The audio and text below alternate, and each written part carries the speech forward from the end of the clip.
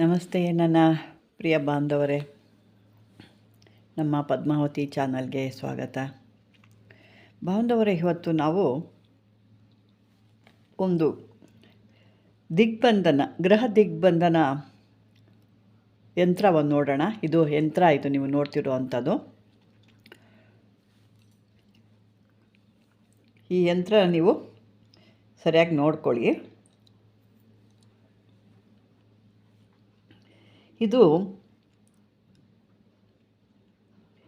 ಈ ಯಂತ್ರನ ನೀವು ಯಾವುದಾದ್ರೂ ಒಂದು ಚಿನ್ನ, ಬೆಳ್ಳಿನೋ ಅಥವಾ ತಾಮ್ರ ತಗೊಳ್ಳೋ ಈ ಥರಲ್ಲಿ ಯಾವುದ್ರಲ್ಲಾದರೂ ಬರ್ಕೋಬೇಕಾಗುತ್ತೆ. ಈ ಯಂತ್ರ ಏನಲ್ಲಿ ಕೊಟ್ಟಿದ್ದೀನಿ ನೋಡಿ, ಆ ಒಂದು ಮನೆಗಳನ್ನ ಆ ರೀತಿ ಹಾಕಿ ಇದಕ್ಕೆ ಕೆಲವೊಂದು ಮೂಲಿಕೆಗಳು ಬೇಕಾಗುತ್ತೆ. ಬಿಲ್ಪತ್ರೆ ಬೇರು, ಬಿಳಿ ಗರಿಕೆ ಬೇರು, ಬಿಳಿ ಸಾಸಿವೆ, ಗೋರೋಜನ, ಶ್ರೀಗಂಧ, ಇನ್ನು ಹೀಗೆ ಹಲವಾರು ಒಂದು ಮೂಲಿಕೆಗಳನ್ನೆಲ್ಲ ಹಾಕಬೇಕು.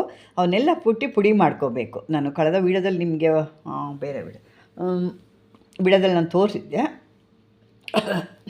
ಅದೇ ರೀತಿ ಇವನ್ನೆಲ್ಲ ಪುಡಿ ಮಾಡಿ ಇಟ್ಕೊಂಡು ಆ ಒಂದು ತಗಡು ಬೆಳ್ಳಿದೋ ಅಥವಾ ತಾಮ್ರದ್ದೋ ಏನು ನೀವು ತಗೊಂಡಿರ್ತೀರೋ ಅಂಥದ್ದು ಒಂದಕ್ಕೆ ಇದನ್ನು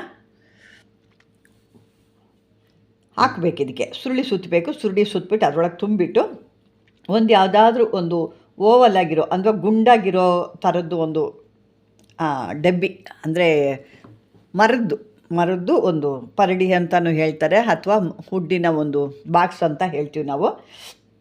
ಅದರೊಳಗೆ ಹಾಕಿ ಇಟ್ಕೋಬೇಕು.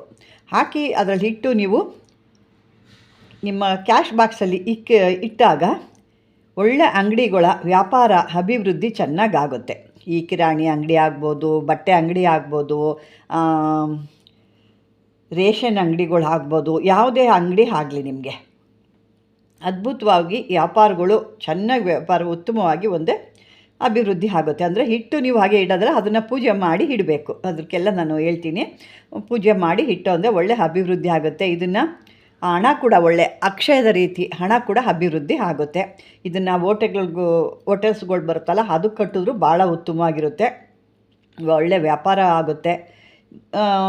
ಮನುಷ್ಯರು ಕೂಡ ಕೈಯಲ್ಲಿ ಕಷ್ಟದಲ್ಲಿರೋವಂಥವ್ರು, ಹಣಕಾಸಿಗೆ ದಾರಿದ್ರ್ಯ ಇರೋರು, ವ್ಯಾಪಾರ ಆಗದಿರೋರು, ಕೆಲಸಗಳೆಲ್ಲ ಕಟ್ಟಾಗ್ತಿರೋವಂಥವ್ರು ಕೂಡ ಇದನ್ನು ಧಾರಣೆ ಮಾಡಿಕೊಂಡಾಗ ನೀವು ಯಾವುದಾದ್ರೂ ಒಂದು ರಿಯಲ್ ಎಸ್ಟೇಟ್ ಬಿಸ್ನೆಸ್ಸಲ್ಲಿ ಮಾಡ್ತಾಯಿದ್ದೀರಾ, ಅದರಲ್ಲಿ ಕ್ರಯ ವಿಕ್ರಯ ಯಾವುದೋ ಒಂದು ತೊಗೊಳ್ಳೋದು ಕೊಡೋದು ಮಾಡ್ತಾಯಿದ್ದೀರಾ, ಅದರಲ್ಲೂ ನಮಗೆ ಯಾವುದೋ ಏಳಿಗೆ ಆಗ್ತಾಯಿಲ್ಲ, ಹೋಗ್ತೀವಿ ನೋಡ್ತೀವಿ, ಕೆಲಸ ಇವತ್ತು ಮಾತಾಡಿರ್ತೀವಿ, ನಾಳೆ ಬೆಳಗ್ಗೆ ಎಲ್ಲ ಉಲ್ಟಾ ಆಗುತ್ತೆ ಅಂತ ರಿಯಲ್ ಎಸ್ಟೇಟ್ ಬಿಸ್ನೆಸ್ ಅವರು ಜಾಸ್ತಿ ಜನ ಹೇಳ್ತಾ ಇರ್ತೀರ. ಇಂಥದನ್ನ ಮಾಡಿ ನೀವು ತಗೊಂಡಾಗ ಒಳ್ಳೆ ಲೇವಾದೇವಿ ಆಗುತ್ತೆ. ಅಥವಾ ಕ್ರಯ ವಿಕ್ರಯಗಳು ಕೊಡೋವಂಥದ್ದು ತಗೊಳ್ಳೋವಂಥದ್ದು ಕೂಡ ಒಳ್ಳೆ ಅಭಿವೃದ್ಧಿ ಆಗುತ್ತೆ. ಒಳ್ಳೆ ಉತ್ತಮವಾದ ಒಂದು ಲಾಭ ಕೂಡ ಆಗುತ್ತೆ. ಯಾರು ಯಂತ್ರ ಧರಿಸ್ಕೊಂಡಿರ್ತಾರೋ ಅವರು ಬೇಗ ಒಂದು ಅದ್ಭುತವಾದಂಥ ಒಂದು ಸಮರ್ಥತೆ ಅಥವಾ ಒಂದು ಅದ್ಭುತವಾಗಿ ಬೆಳೆಯೋದು ಅಂದರೆ ಹಣಕಾಸು ಅಂತಸ್ತು ಗೌರವದಲ್ಲಿ ಬೆಳೆಯುವಂಥದ್ದು. ಅದರಿಂದ ಇಂಥ ಇಂಥ ಒಳ್ಳೆ ದೊಡ್ಡ ಮಹತ್ ಕಾರ್ಯ ಕೂಡ ನಡೆಯುತ್ತೆ. ಅದನ್ನು ಮಾಡಿಕೊಂಡಂಥವ್ರು ಒಳ್ಳೆ ಕೆಲಸ ಆಗುತ್ತೆ. ಈ ಯಂತ್ರನ ಯಾರಿಗಾದ್ರೂ ಮನೆಯಲ್ಲಿ ತೊಂದರೆ ಇದೆ ಅಂತ ಅಂದವ್ರಿಗೆ ಈ ರೀತಿ ಇದನ್ನು ಬರೆದುಬಿಟ್ಟು ಇದನ್ನು ಒಂದು ಕುಡಿಕೆ ತೊಗೋಬೇಕು. ಕುಡಿಕೆ ತೊಗೊಂಡು ಈಶಾನ್ಯ ದಿಕ್ಕಿನಲ್ಲಿ ಇದನ್ನು ಬರೆದುಬಿಟ್ಟು ಇದನ್ನು ಭೂಮಿ ಒಳಗಡೆ ಅದನ್ನು ಬಿಡಬೇಕು. ಅಂದರೆ ಹಳ್ಳ ತೋಡಿ ಅದನ್ನು ಮುಚ್ಚಬೇಕಾಗುತ್ತೆ. ಅಥವಾ ಈ ಯಂತ್ರನ ಬೆಳ್ಳಿ ತಗಡಿನಲ್ಲಿ ಏನಾದರೂ ಬರೆದು ಅದು ಎಲ್ಲ ಸ್ನಾನ ಮಾಡಿ ಶುಚಿಭೂತವಾಗಿರಬೇಕು. ಪೂಜೆ ಪುನಸ್ಕಾರ ಎಲ್ಲ ಮಾಡಬೇಕು. ಸುಮ್ಮನೆ ಮಾಡೋ ಅಂಥದ್ದಲ್ಲ ಇದೆಲ್ಲ.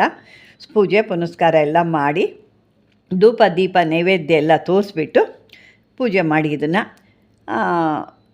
ಅದಕ್ಕೇನು ಮಾಡಬೇಕು, ಈ ಬಿಳಿ ಹೆಕ್ಕದ ಬೇರು ಅಂದರೆ ಒಳ್ಳೆ ಹಸ್ತಾನಕ್ಷರದಲ್ಲಿ ಪೂಜೆ ಮಾಡಿ ತೆಗೆದಿರಬೇಕು. ಯಾವಾಗಲೂ ಹೋಗಿ ಸಿಕ್ಕಿದ್ದನ್ನ ತಂದರೆ ಅಲ್ಲೇನೂ ಕೆಲಸ ಆಗಲ್ಲ. ಅದಕ್ಕೆ ಒಂದು ನಕ್ಷತ್ರ ಅಂತ ಬರುತ್ತೆ, ಗಣೇಶನ ನಕ್ಷತ್ರದಲ್ಲಿ ಹೋಗಿ, ಇಲ್ಲ ಅಂತಂದರೆ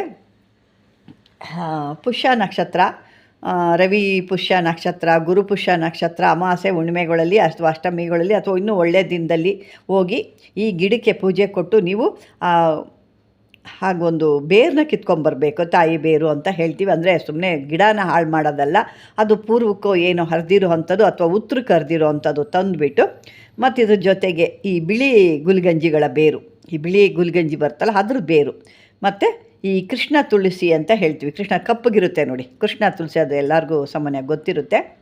ಇದು ಮತ್ತು ಮಾಲಿಂಗನ ಬೇರು ಅಂತ ಹೇಳ್ತೀವಿ. ಈ ಮಾಲಿಂಗನ ಬೇರು ಅಂದರೆ ಹಣ್ಣೆಲ್ಲ ರೆಡ್ಡಾಗಿರುತ್ತೆ, ಅದು ಹಣ್ಣು ಬೀರುತ್ತೆ, ಬಳ್ಳಿ ಥರ ಹಬ್ಕೊಂಡೋಗುತ್ತೆ, ಎಲ್ಲರಿಗೂ ಗೊತ್ತೇ ಇರುತ್ತೆ. ಈ ರೀತಿಯಾದ ಇನ್ನೂ ಹಲವಾರು ಒಂದು ಮೂಲಿಕೆಗಳೆಲ್ಲ ಇರ್ತವೆ. ಇಂಥ ಮೂಲಿಕೆಗಳೆಲ್ಲ ಹಾಕಿಬಿಟ್ಟು ನೀವು ಆ ಭೂಮಿಯಲ್ಲಿ ಉಗಿಯೋದ್ರಿಂದ ನಿಮಗೆ ಯಾವುದೋ ಒಂದು ವ್ಯಾಪಾರ ಅಭಿವೃದ್ಧಿ ಆಗ್ತಾ ಇಲ್ಲ ನಮಗೆ, ಯಾಕೋ ಬುಧ ನಮಗೆ, ಯಾಕೆ ಬುಧ ಅಂದ್ರೇ ಯಾರು ಹೇಳಿ, ವ್ಯಾಪಾರಸ್ಥ ಅವನು. ಒಳ್ಳೆಯ ವ್ಯಾಪಾರ ಯಾರ ಒಂದು ನಕ್ಷತ್ರದಲ್ಲಿ ಇರ್ತಾನೋ ಅವನು, ಅವ್ರು ನೋಡಿ ಬೇಕಾರೆ ನೀವು ಬರೀ ವ್ಯಾಪಾರನೇ ಮಾಡೋದವರು. ವ್ಯವಹಾರದಲ್ಲಿ ಇಲ್ಲ ಅಂದರೆ ಅವ್ರೇನು ಮಾಡೋ ಲಾಭ ಇಲ್ದಿರೋ ಕೆಲಸ ಮಾಡೋದೇ ಇಲ್ಲ. ಇದು ಈ ಕನ್ಯಾ ರಾಶಿ, ಮಿಥುನ ರಾಶಿ, ಇಂಥ ಒಂದು 3-4 ರಾಶಿಗೆ ಇದು ಬರುತ್ತೆ. ಈ ಅಧಿಪತಿ ಅವರ ಒಂದು ರಾಶಿಗೆ ಅಧಿಪತಿ ಆಗ್ತಾನೆ ಅವನು. ಈ ಬುಧ ಚೆನ್ನಾಗಿ ನಮಗಿರಬೇಕು ಅಂದರೆ ಈ ರೀತಿಯಾಗಿ ನೀವು ಮಾಡಿ ಅದನ್ನು ತೋಳುಗಾರು ಕಟ್ಕೋಬೋದು, ಒಂದು ತಾಯ್ತ ಮಾಡಿ. ಇಲ್ಲ ನಮಗೆ ಮನೆಯಲ್ಲಿ ಎಲ್ಲ ಚೆನ್ನಾಗಿ ಅಭಿವೃದ್ಧಿ ಆಗಬೇಕು, ಎಲ್ಲ ರೀತಿಯಲ್ಲೂ ಆಗಬೇಕು ಅಂದರೆ ಇದು ಅಂಗಡಿ ಹತ್ರ ಆದರೂ ಈ ರೀತಿ ಮಾಡ್ಕೋಬೋದು ನೀವು ವ್ಯಾಪಾರ ಮಾಡೋ ಸ್ಥಳದಲ್ಲಿ. ಯಾಕೆಂದರೆ ಅಂದರೆ ಬುಧ ಅಂದರೆ ವ್ಯಾಪಾರ ಹೇಳಿದ್ನಲ್ಲ, ವ್ಯವಹಾರದವನು, ಬುದ್ಧಿಕಾರಕ, ನಮ್ಮ ಬುದ್ಧಿನ ಅಭಿವೃದ್ಧಿ ಮಾಡೋ ಅಂಥವನು. ಹಾಗಾಗಿ ಈ ಒಂದು ಇದನ್ನು ಮಾಡಿಕೊಂಡು ಯಂತ್ರನೂ ಧಾರಣೆ ಮಾಡ್ಕೋಬೋದು. ಮನೆಗಳಲ್ಲಿ ಅಥವಾ ಅಂಗಡಿಗಳಲ್ಲಿ ಕೂಡ ಇದನ್ನು ಭೂಮಿಯಲ್ಲಿ ಉಗಿದು ಇಟ್ಟಾಗ ಆ ಜಾಗದಲ್ಲಿ ಒಂದು ಜನ ಆಕರ್ಷಣೆನ ಮಾಡುತ್ತೆ. ಯಾಕೆಂದರೆ ಅವನು ವ್ಯಾಪಾರಸ್ಥ ಅಲ್ವಾ, ಹಾಗಾಗಿ ಜನನ ಆಕರ್ಷಣೆ ಮಾಡುತ್ತೆ. ಆ ಸ್ಥಳ ಏನು ಆ ಜಾಗ ಇದೆ ಆ ಜಾಗನ ಅಭಿವೃದ್ಧಿ ಮಾಡುತ್ತೆ.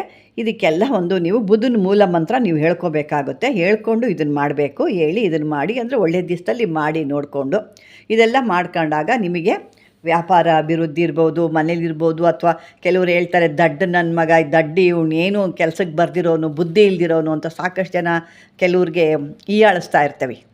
ಅಂಥವರು ಕೂಡ ಈ ಒಂದು ಯಂತ್ರನ ಮಾಡಿ ಬರೆದು ಕಟ್ಟಿದಾಗ ಅವನು ಕೂಡ ಜಾಣ ಆಗ್ತಾನೆ. ಇನ್ನೂ ಸಾಕಷ್ಟು ಈ ಬುಧನ ಬಗ್ಗೆ ಹೇಳೋದಿದೆ ವೀಕ್ಷಕರೇ. ಇಲ್ಲಿಗೆ ಈ ಒಂದು ಬುಧಗೆ ಯಾರು ನಿಮಗೆ ಆ ಬುಧ ನಿಮ್ಮ ಒಂದು ರಾಶಿಯಲ್ಲಿ ಇಲ್ಲ, ಅಥವಾ ನಮಗೆ ಬುಧನ ಅನುಗ್ರಹ ಬೇಕು, ನಮಗೆ ವ್ಯಾಪಾರಗಳಾಗಬೇಕು, ಚಾಣಾಕ್ಷತೆ ಬೇಕು ನಮಗೆ ಅನ್ನೋರು ಈ ಬುಧನ ಯಂತ್ರ ಮಾಡಿ ಹಾಕ್ಕೋಬೋದು. ಹಾಕ್ಕೊಂಡಷ್ಟು ನಿಮಗೆ ಅಭಿವೃದ್ಧಿ ಜಾಸ್ತಿ ಆಗುತ್ತೆ ಅಂತ ಹೇಳ್ತಾ, ಬಾಂಧವರೇ, ಇಲ್ಲಿವರೆಗೂ ಈ ವಿಡಿಯೋ ನಿಮ್ಗೆ ಇಷ್ಟವಾಗಿದ್ದರೆ ಲೈಕ್ ಮಾಡಿ, ಶೇರ್ ಮಾಡಿ, ಸಬ್ಸ್ಕ್ರೈಬರ್ ಮಾಡ್ಕೊಳ್ಳಿ ಅಂತ ಹೇಳ್ತಾ, ಇನ್ನೂ ಮುಂದಕ್ಕೆ ಹಲವಾರು ಒಳ್ಳೆ ವಿಷಯಗಳನ್ನು ಕೂಡ ನಿಮಗೆ ನಾನು ತಿಳಿಸ್ತಾ ಬರ್ತೀನಿ ಅಂತ ಹೇಳ್ತಾ, ಧನ್ಯವಾದಗಳು ಬಾಂಧವರೇ.